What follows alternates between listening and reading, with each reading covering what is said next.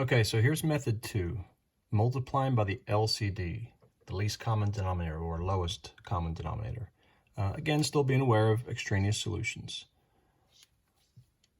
In problem number 5, I noticed that not all of them are in fraction form, so I just put a 1 underneath the 9, and then I want to find the largest degree or the largest value, largest expression.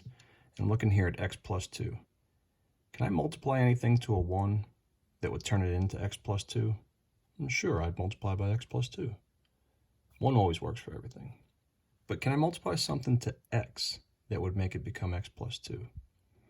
And I can't. If I multiplied it by 2, it would just become 2x. If I multiplied it by an x, it just become an x squared. Anytime that doesn't work out, where that's not the LCD, that's when you just multiply the denominators together. Don't actually distribute it though, leave it in its factored form. So I'm just simply going to write x times x plus 2, and that's what I'm going to multiply this entire side by, and this whole side, x and x plus 2. Now I've got to distribute it to both expressions here. When I distribute here, notice your denominator is x. That matches with this here.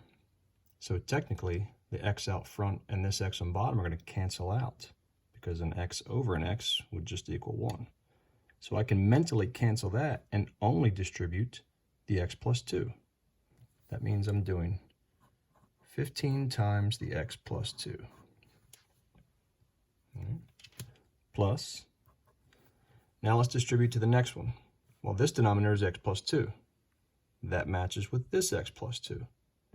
And so mentally, you cancel out those x plus 2's, meaning that you're only going to distribute that x right there. And so you're doing x times the 9x minus 7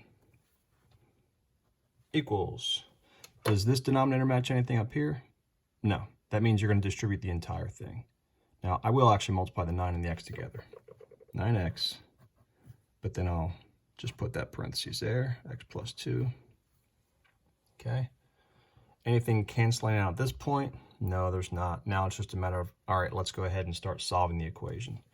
So I'm going to distribute all this stuff. 15 gets multiplied in. We get 15x plus 30 plus, distribute the x. You're going to get 9x squared minus 7x equals, let's distribute this. We get a 9x squared plus 18x. All right, combine some like terms. Well, I noticed that the x squared here matches that one there. So if I were to subtract 9x squared to both sides, they would end up canceling out. So I'm just going to go ahead and do that now.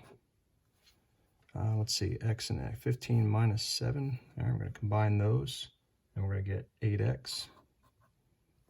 30 doesn't have anything over here to combine with, so we just put plus 30.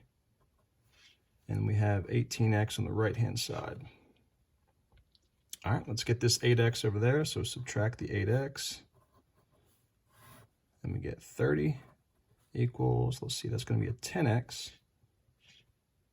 Let's undo that, divide by 10, and we get x equals 3. Now, is it going to give us a extraneous solution? Let's see, 3, nope. Plug in a 3 here, 3 plus 2 is 5. Nope, that means that that's our answer.